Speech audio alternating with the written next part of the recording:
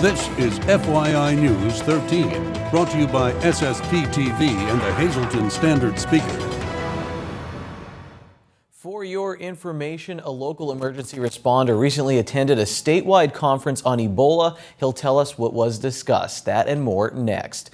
Good evening and thank you for joining us at FYI. I'm Ken Cara. We start with headlines. Hazleton police are looking for the armed man who robbed a city convenience store. It happened at 9:43 Sunday night at the Pantry Quick at 145 East Diamond Avenue. Police tell us that a white male wearing a brown hooded sweatshirt and jeans entered the store and removed an undetermined amount of money from the register.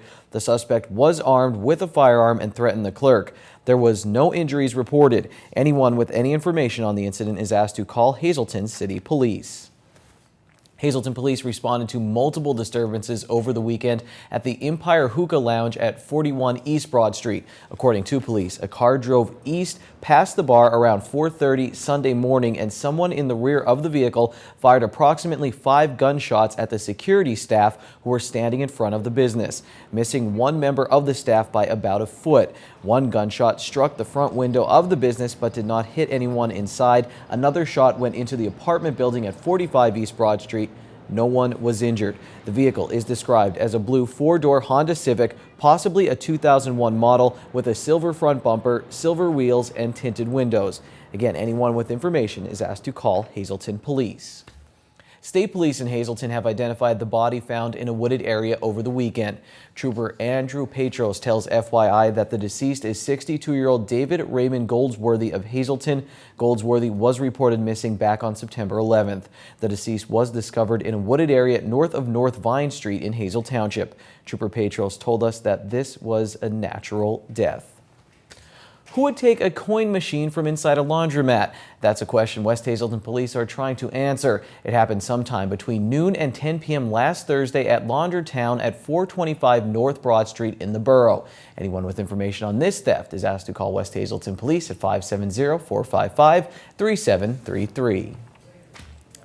Pennsylvania Supreme Court Justice Seamus McCaffrey has retired. The decision to retire comes on the heels of a state government porn email scandal. The State Judicial Conduct Board says that Justice McCaffrey will retire after 8 years on the High Court. He also has agreed not to seek senior judge status or run for the bench again. Last week, 4 justices voted to suspend McCaffrey and send the matter to the Judicial Conduct Board. The board now says that investigation is closed. Ever since the United States experienced its first case of Ebola, the disease has been in the news daily. We wondered what, if any, impact the discovery of the disease in other states is having on our area. Lisa Sugar talks with local emergency responders. With Ebola being in the headlines everywhere, we were wondering what precautions, if any, are being taken here in the greater Hazleton area. Today we are here at American Patient Transport Systems Incorporated, better known as APTS. I'm with Dennis Gantz, who is the Director of Marketing and Education for APTS, and Wally Boyle, who is the Paramedic Coordinator. Dennis, are there any protocol changes that had to be made because of the threat of Ebola in the United States? No, we're operating as everyday business here at APTS, as well as all the surrounding ambulance services in the community, volunteer and paid. We're taking the same precautions that we take with any patient that we are responding in the event of a 911 emergency, and we do have necessary biohazard precautions that we would put in place depending upon the case if need be. We have face masks that we would put on a patient. We have face shields that we would wear if we needed to, but if there were any kind of bloodborne pathogens or anything like that that we would have to be aware of with that patient's current condition. The thing that we keep in mind is when someone calls 911 because they're not feeling well, we don't know what that person may have, and there's no way for us to know if they have Ebola unless it's a confirmed case that we would be dispatched to, and that would be a different circumstance. And you did get a checklist from the CDC, but you're already following that. Correct, yeah, it's nothing different. Our crews check their trucks every day before their shift and at the end of their shift, and obviously after every call they're restocking and making sure they have all the necessary equipment to protect themselves and the patients when we're treating them en route to the hospital. Okay. And Wally, when you do, heaven forbid, we never hear that there is a confirmed case in our area, but if there is anything like that, you're ready to roll. Yeah, we're ready. Right now the state is going to handle any of the transports of any confirmed cases through Harrisburg. The Regions had contacted various ambulance services and who would be interested in handling the transports, because once it is confirmed, it is going to be much more entailed than what we do in the field. Last weekend I was up in the Poconos with the Deputy Secretary of the Department of Health and the Director of EMS from Harrisburg, and they stated that, you know, what our units are doing currently pre-hospital is more than sufficient. As long as we stay away from the bodily fluids and protect ourselves from them, we'll be fine. But once there is a confirmed case and it goes through Harrisburg, then they are going to head up who's going to be dispatched to handle the transport and moving the patient to the appropriate facilities. So it won't be, you know, go through the yellow pages and find an ambulance. They're going to make sure that the people are properly trained and equipped to move those patients. And you guys all along have had to deal with infectious disease, not Ebola, thank goodness, but there have been other infectious diseases. Right, infectious diseases in our business is not anything new. That's why, you know, when I was at the conference, they had said, continue being vigilant at what we do. Whenever we have somebody who, you know, has coughs or, you know, maybe vomiting, to make sure that, you know, we're protected and we aren't going into those areas with exposed skin. One additional question we are asking our patients, you know, have they traveled within the last 21 days out of the country? That's something that we're asking once again once we get to the hospital. The same thing they're going to be asking the patients. It's a whole thing that the state has implemented throughout, not only EMS but the hospital facilities, to be asking those questions to make sure that, you know, people are being screened and being screened properly. Well, gentlemen, thank you very much for telling us what is happening here. We don't want anyone to be frightened about what is going on in the area. We just wanted you to know that your emergency medical technicians are prepared should that case ever happen here in Pennsylvania. Thanks, Lisa. Tonight we have important news from the Freeland Municipal Authority. Customers are being notified that the flushing of the lines will take place tomorrow beginning at 10 a.m. Residents may experience a slight disturbance, which will subside in a short while. Election Day is 1 week from tomorrow, and tomorrow our media partner, the Standard Speaker, will feature a preview of the race between Republican incumbent Doyle Heffley and Democratic challenger Patty Borger for the 122nd Legislative District seat, including videos of our interviews with them online. Also visit www.standardspeaker.com for profiles and videos of Lou Barletta and Andy Ostrowski, candidates for the 11th Congressional District. And FYI, I told you this past weekend about a special concert coming to our area this Thursday. The Greater Hazleton Concert Series will present its third concert of the season, the Accordion Virtuosi of Russia, this Thursday at 7:30 p.m. at the Hazleton Area High School. Tickets will be available at the door, $30 for adults and $10 for students, but one lucky FYI viewer will go for free.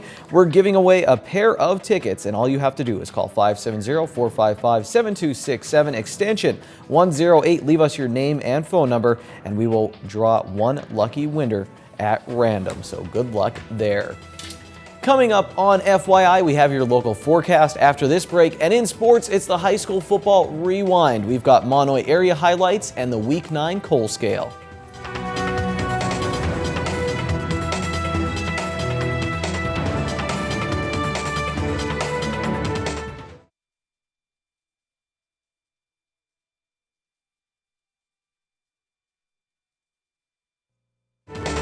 This is FYI News 13, brought to you by SSPTV and the Hazleton Standard Speaker. Well, it's Monday. We're back here at Core Fitness, and we have something for everyone as long as you're a woman. So at any age, you could come here. Today, we're focusing on our older population because they need to be in shape too. That's right. Kim? The 65 and over population is one of the most sedentary populations. All right. And we had some requests to accommodate that population, so we're going to start senior fitness classes here, Golden Heart Senior Fitness classes at Core Fitness, which will be mid-afternoon, and we're also going to incorporate some basic Zumba classes coming up that will be suitable for that population as well. All right, so if you're 65 and older, come on over to Core Fitness. We have something for you. Again, it's going to be suitable for them. It's going to be in a private environment. You're going to have the gym here in the afternoon, and it's women only. So we're going to see some exercises that they could do at home? Yes, okay. It's important in the senior population to do exercises that will help them in everyday life. It improves their quality of life. You want to help them with things that they're going to do, getting dressed, just moving around, bending, that kind of thing. And also the exercises will be progressive. They'll start out easy and get harder as their fitness levels improve. All right. So you always want to check with your doctor before you start any fitness program and make sure that you're okay to start working out. All right. One of the things that I want to show you is maybe a simple overhead press with your arms, and maybe you can do it either standing or sitting. And if you sit, the senior might want to start out with just using no weights at all. And we can progress to using a band over the shoulder. Okay. And then maybe progress to using a light weight. And I have two different ones here, but it would depend on fitness level, which weight you would choose, and then they would just lift the weights overhead. And also we can practice things such as balance, and using a stable chair, we can start off by using the chair for balance with our eyes open, and then closing our eyes, which would take that perception away, and then they can start to do balance exercises without the support of the chair, and also closing their eyes, but they would still have it in front of them so that they have it for security and so that they didn't fall. So again, you can have the supervision by coming here because you're certified in teaching these courses. Correct. Or you could start at home or call here for more information. Again, the senior classes, it's going to be very interesting here to have them all. It'll be a lot of together. fun, and we're going to have great music and a fun time. So. And you could have some extra cookies for the holidays if you come here and do this, right? Right. Join us every Monday with Kim and Christy and staff here at Core Fitness in Hazleton. Time now for FYI News 13 weather. Here's the red, white, and blue with a totally blue background. Not too many clouds in the sky on this beautiful fall day in downtown Hazleton. And if you like today, you'll love tomorrow, weather-wise at least. I make no guarantees about anything else. Here's our local forecast from the National Weather Service. Tonight, mostly clear. The low will be 47 degrees. Let's move to our extended forecast. Tuesday, mostly sunny with a high near 69 degrees. Looks beautiful. Tuesday night showers are likely. Early in the morning going into Wednesday, the low will be 52 degrees. On Wednesday, 30% chance of showers. The high will be 58. Wednesday night looks partly cloudy with the low around 37. On Thursday, it'll be sunny and we'll make it up to about 50 degrees. Thursday night, 36 is the low, and get ready because it's getting worse. On Friday, it'll be 49 for the high. And then for Friday night football, expect 29 degrees as the low, 30% chance of showers and maybe even snow. So I think that'd be exciting for Football Friday, but that's my opinion. That's your forecast right now on FYI. Time now to check out the FYI community calendar. Holy Trinity Orthodox Church at 223 South Kennedy Drive in McAdoo will be having a pierogi and halushki sale. The tasty event will take place this Saturday, November 1st from 10 a.m. to 3 p.m. Green screen time now on FYI. Your midday winning lottery numbers: the daily 933, the big 4 9497, Quinto 27965, and treasure hunt 2 4 13 22 and 2027. It's the FYI Football Rewind after this break.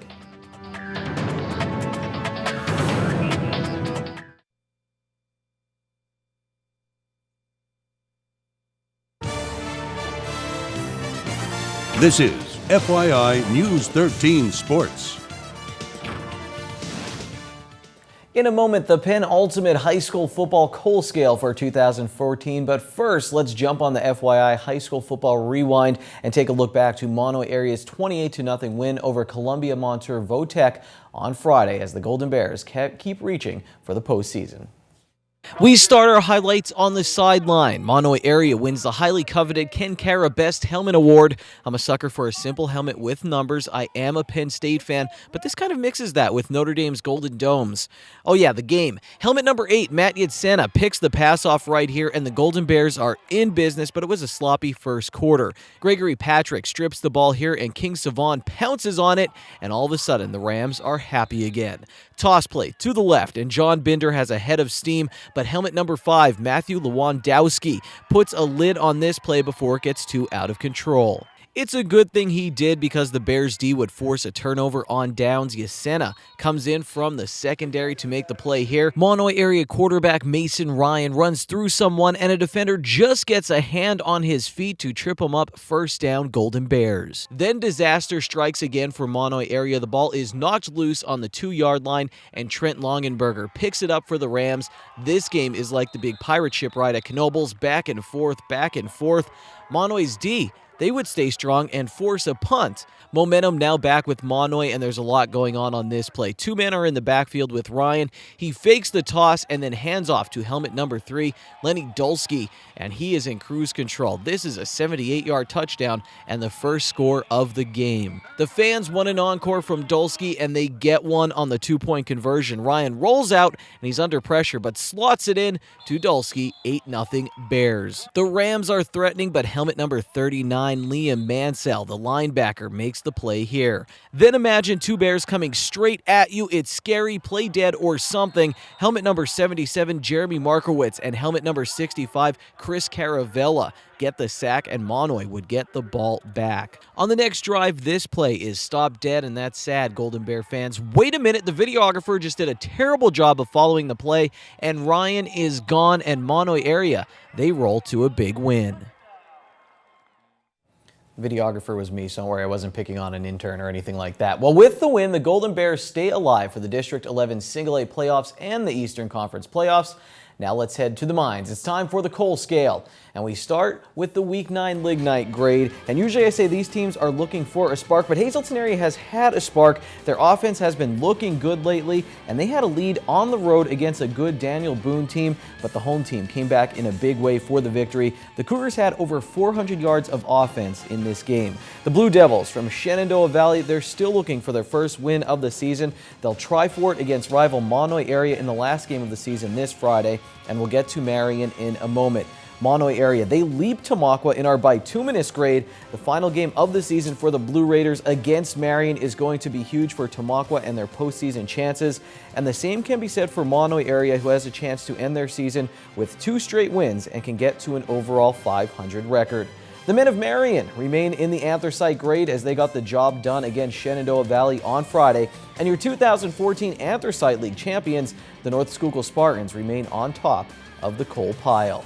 The Wilkes-Barre-Scranton Penguins, they took 2 out of 3 games over the weekend. The one game they lost was on the road to their rival, the Hershey Bears. The Pens are now 4-4 on the season, and the Bears are 5-2 and ahead of the Penguins and everyone else in the AHL East Division. The Pens visit the newest member of the AHL, the Lehigh Valley Phantoms, in Allentown on Wednesday. Wilkes-Barre-Scranton opened the season at home with a 5-2 loss to the Phantoms. Tomorrow we'll take a much closer look at the high school football playoff picture, but right now grab a notebook and a pen. Sports history class is in session. Here's Ron Marchetti with Trivia Treats.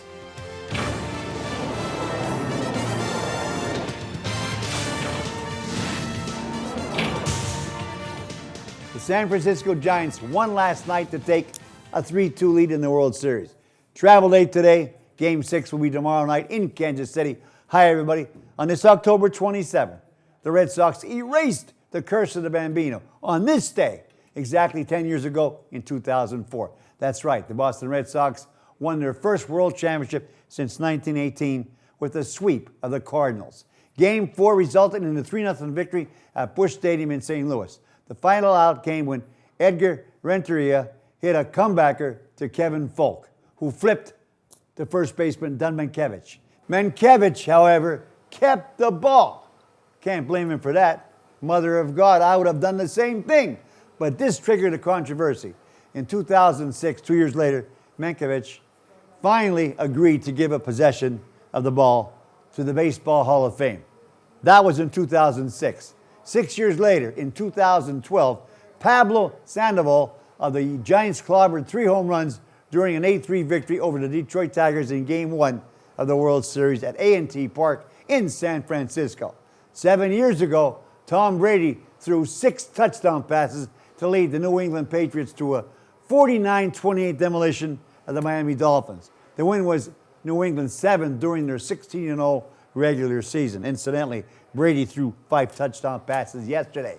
14 years ago in 2000, Corey Dillon of the Cincinnati Bengals rushed for an NFL record 278 yards against the Denver Broncos at Paul Brown Stadium in Cincinnati.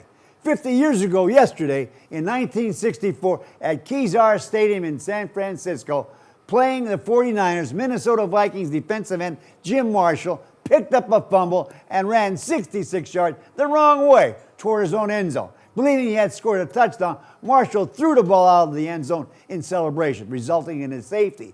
Minnesota led 27-17 at that time of Marshall's big blooper. The Vikings held on to win 27-22. Marshall said after the game he felt like a boonyak. Nobody disagreed. That was 50 years ago, yesterday. And finally, on this very night, 40 years ago in 1974 at Harmon Guys Memorial Field, Coach Adam Szymanski and his next to last year as coach of HHS and his Hazelton Mountaineers upset previously unbeaten Danville, who came in at 7-0, 14-9. It was Coach Szymanski's last win at Hazelton before the Mountains went on a 13-game losing streak, which included a no-11 campaign in 1975. Till Friday, be a good sport and stay loose. Mondays can be rough, but you can end them on a high note. Seafood night at Bottlenecks. Choose from crab, clam, shrimp, and lobster specials, such as their little neck clams in garlic butter, only $1.95 a dozen, or handmade crab cake platter for only $8.95. Good evening, everyone, and here's tonight's Talk of the Town report. First tonight, Cunningham United Methodist Church will be holding a Christmas bazaar Sunday, November 1st from 9 a.m. to 2 p.m. They will have a bake sale, jewelry, crafts, basket auction, and kitchen favorites. More information, please call 570-788-3960. Also tonight, St. Michael's Church in Shenandoah will be holding a Chinese auction Sunday, November 9th. Doors open at noon. Auction begins at 1:30. Light lunch will also be available. Cost is $4 per person. For information about this event, call 570-462-0809. And finally, the Nesquebec State Park will be holding its hiking series finale Wednesday, November 5th at 9 a.m. This final hike of the season will be the Farmstead Trail and will have a potluck reception afterwards. This is a free guided hike and registration is not required. For info, call 570-403-2006. That's tonight's Talk of the Town. News 13 would like to send sincere condolences to the family and friends of these recently departed. Rose Beam, formerly of Hazelton. Mass is Tuesday at 9:30 a.m. in St. Gabriel's Church. Beverly M. Olson of Freeland, the McHugh-Wilczek Funeral Home will announce complete arrangements. And Arlene Ferry of Hazel Township. Mass is Tuesday at 10 a.m. in the Transfiguration Church. Friends may call from 9:30 to 10 a.m. at the church. Arrangements are under the direction of the Turnbach Funeral Home.